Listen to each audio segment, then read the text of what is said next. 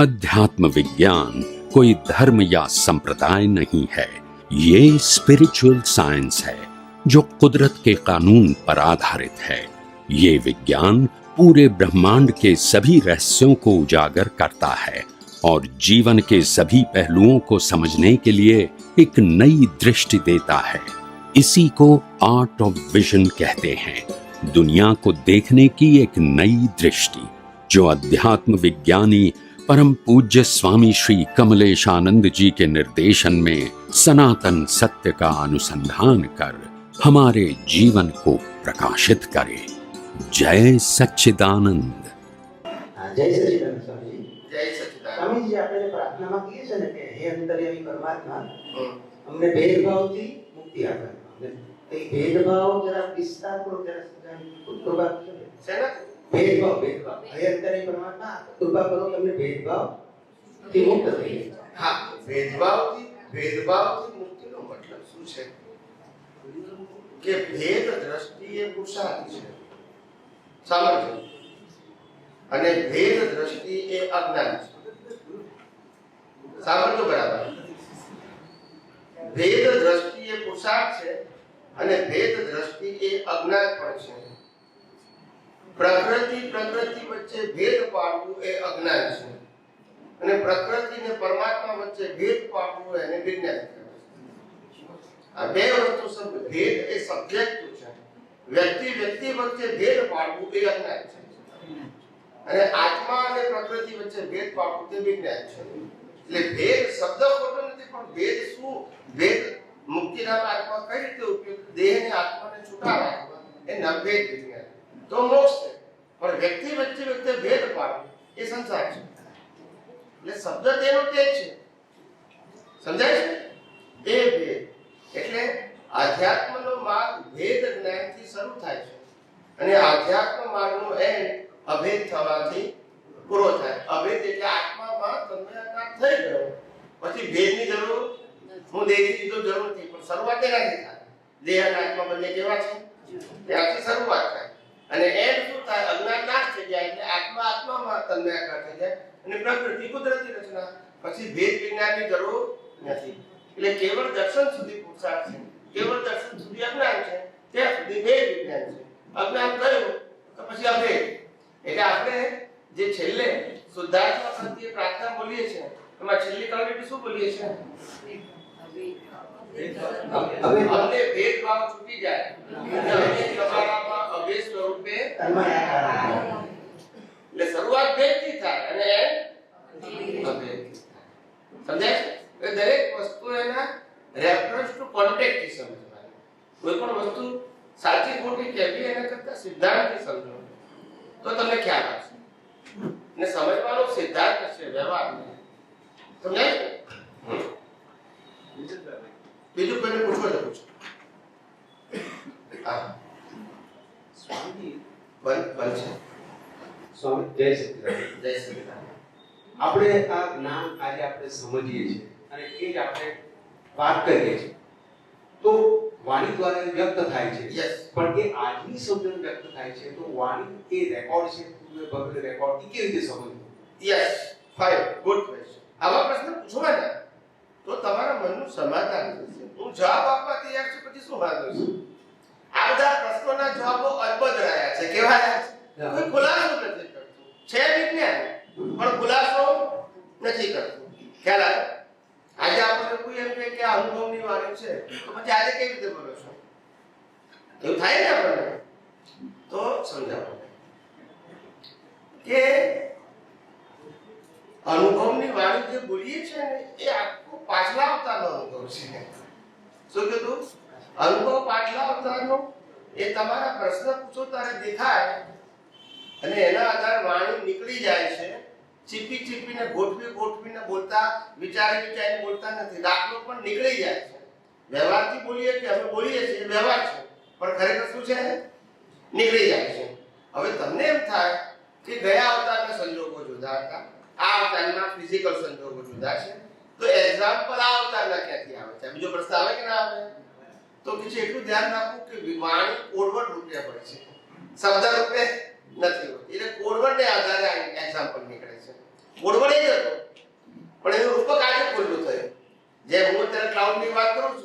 તીર્થંકર કરે નહીં હોય પણ ક્લાઉડ શબ્દ ના બીજો શબ્દ હશે. You understand my point? પણ કુદરત એને સ્ટોરેજ રાખે છે અને એમાંથી આપણને રિઝલ્ટ આપે છે. આ સાયન્સ હતું આપણે અત્યારે ક્લાઉડ શબ્દ વાપરો ઈઝી ટુ અન્ડરસ્ટેન્ડ. સમજાય? શબ્દ નવો છે, સિદ્ધાંત નવો નથી. સિદ્ધાંત એનો જ છે. સમજાય? એટલે કોડવર્ડમાં સિદ્ધાંત હોય અને એક્ઝામ્પલમાં વર્તમાન કાળ હોય. વર્તમાનનો ખ્યાલ જ ને લોકોને કઈ રીતે સમજાય કે વર્તમાન કાળ કહેવાય. આજે જ્ઞાની પુરુષ દાદા ભગવાને કહ્યું કે મન વચન કાયાની અવસ્થા માત્ર કુદરતી રચના છે, જેનો કોઈ બાપોય રચના નથી અને તે વ્યવસ્થિત આવું પણ સમજાય કેટલો? મન વચન કાયાને કુદરતી રચના કેટલા સમજ્યા તો કે નહીં. એટલે અમારે પછી વાક્ય બદલવું પડ્યું. સિદ્ધાંત ના બદલીએ, વાક્ય બદલવું કે મન વચન કાયા એ કર્મ ભોગવવાનું સાધન માત્ર છે, પુરુષાર્થ કરવાનું સાધન નથી. આ ખાલી વાક્ય બદલવું પડ્યું. પણ બંનેમાં સિદ્ધાંત તો એક જ છે. પ્રેઝન્ટેશન જુદું થઈ ગયું કે આ કર્મ ભોગવવાનું સાધન છે, કર્મ કરવાનું અથવા પુરુષાર્થનું સાધન નથી. પુરુષાર્થનું સાધન તો જ્ઞાન દર્શન છે.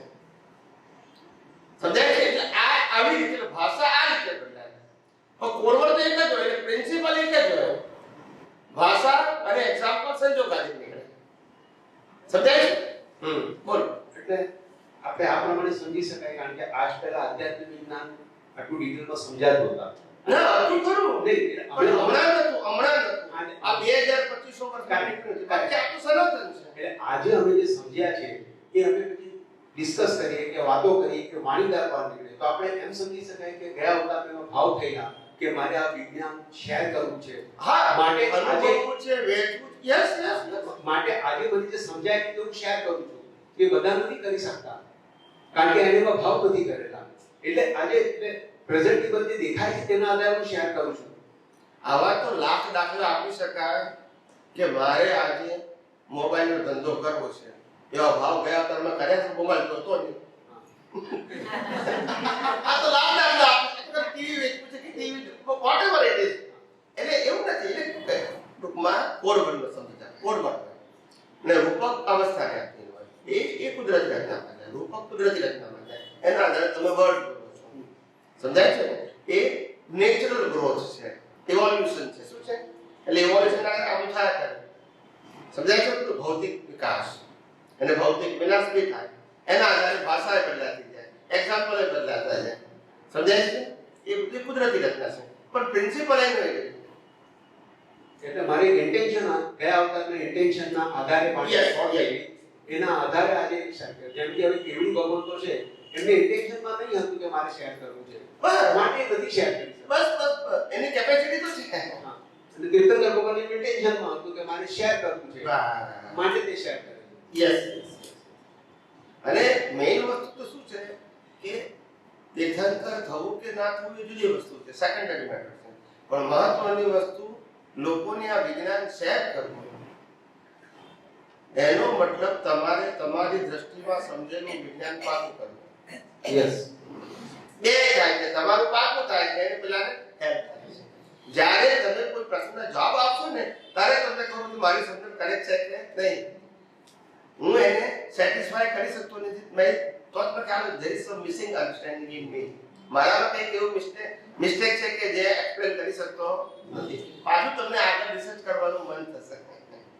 ખ્યાલ એમ કરતા આપણે આપણી દ્રષ્ટિ પરફેક્ટ કરવાની છે. આ આપણે બીજાને વેચવાનું છે, વેચવાનું નથી. સમજાય છે? એ વિજ્ઞાન જ્ઞાન એક જ વસ્તુ એવી છે કે વેચવાથી વધે. હા, ખ્યાલ એ ક્યારે ખલાસ થાય વધ્યા કરે. સમજાય છે?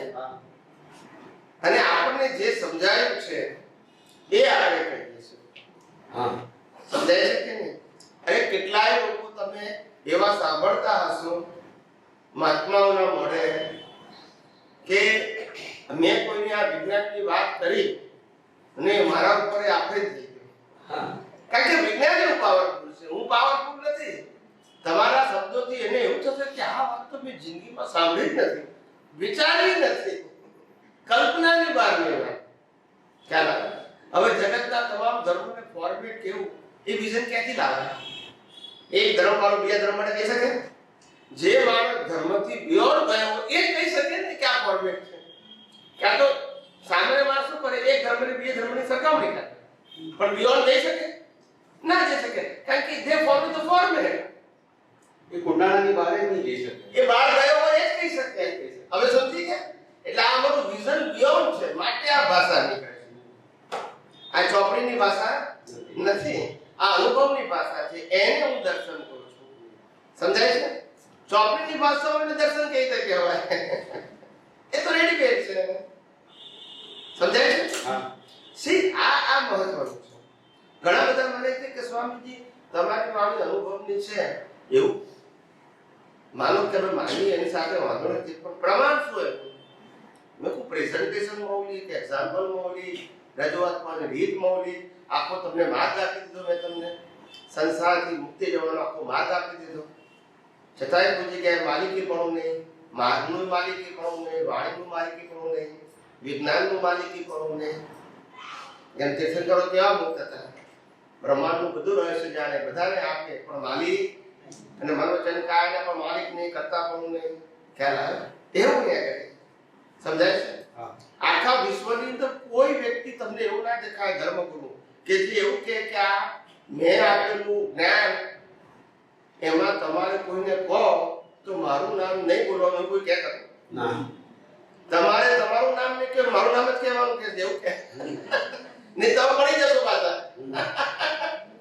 એમ કે આપણે ઊંધું કહી જશે કે તમારે વિજ્ઞાન કહેતી વખતે મારું નામ બોલવાની જરૂર નથી, કારણ કે વિજ્ઞાન તો માલિક નથી. વિજ્ઞાન તો હતું છે અને રહેશે, કુદરતનું છે, અને તમે કુદરતના વિજ્ઞાનને પ્રેઝન્ટ કરો છો, મારા વિજ્ઞાનને નહીં. મેં તો ખાલી પ્રેઝન્ટ કર્યું છે. ખ્યાલ આવ્યો? અને કોઈ તમને એવું પૂછે કે તમને આ સમજણ દ્રષ્ટિ ક્યારે પ્રાપ્ત થઈ, તો જ કહેવાનું, પણ મારું વિજ્ઞાન છે એવું બોલવાનું નહીં. એ this is not our presentation. આ કુદરતનું હતું, કુદરતનું છે અને કુદરતનું જ રહેશે. ખાલી આપણે શું કરવાનું છે? અનુભવ કરવાનો છે. એમાં માલિકીનો પ્રશ્ન નથી આવતો. એટલે જ કહે છે કે આપણે આ વિજ્ઞાનને વહેંચીએ છીએ, વેચતા કારણ કે આપણું છે જ નહીં. સમજાય છે? હા. એટલે એવું અદ્ભુત વિજ્ઞાન આ કુદરતી ખુલ્લું થયું છે હજારો વર્ષ પછી, ફૂલ ફોર્મમાં અને લોકભોગ્ય ભાષામાં. કેવું? યસ, લોકોને સમજાય નહીં. હા, અઘરું નહીં, શાસ્ત્ર જ્ઞાનની કોઈ જરૂર નહીં, ક્રિયાકાંડની કોઈ જરૂર નહીં, સુગમ સરળ સમજાય. એ જે જ્ઞાનનું બોલી ગયા ને સરળ સહજ ને સુગમ તે આપણને અનુભવમાં થાય. આ વિજ્ઞાન સમજાયા પછી અનુભવમાં કે ખરેખર આવું કેવા માંગતા હશે. પણ એ વખતે ખુલ્લું ના થયું. એ લોકો સમર્થ તો હતા, સામર્થ્ય ઉપર કોઈ ક્વેશ્ચન નથી, પણ સંજોગ નતા. એ વાણી લઈને નહોતા આવ્યા. હે? વાણી લઈને નહોતા આવ્યા. નહીં, એમના ભાવ નહોતા આવ્યા. ભાવ નતા. ભાવ નહોતા. અનુભવ દશા હતી, સંજોગ વગર વ્યક્ત ના કરી શકું. ને સંજોગ કઈ તો મળે? ગયા અવતારના ભાવથી મળે. રાઈટ?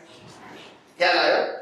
એટલે ભાવ નતા કર્યા તો સંજોગ ના આવ્યો, સંજોગ ના આવ્યો તો રૂપકમાં ના આવ્યો. દશા હતી, દશા જેમ કેવીને દશા હોય પણ બોલી શકે નહીં. કેવી રીતે? દશા હોવી એ જુદી વસ્તુ છે. સમજાય છે? હા. એટલે દશા હતી એમની, પણ વ્યક્ત કરવા માટે તો સંજોગો જોઈએ છે. અમને જેમ દાદા ભગવાનને 50 વર્ષે આ જ્ઞાન ખુલ્લું થયું અને 54 વર્ષ પછી આ પ્રેઝન્ટ કરવાની શરૂઆત થઈ. શરૂઆત beginning at the age of 54. અને ત્યાર પછી 54 થી 64 50 વ્યક્તિએ પામી શક્યા નહીં. 54 થી 64 વર્ષની ઉંમર, 10 વર્ષ નીકળી ગયા. હા.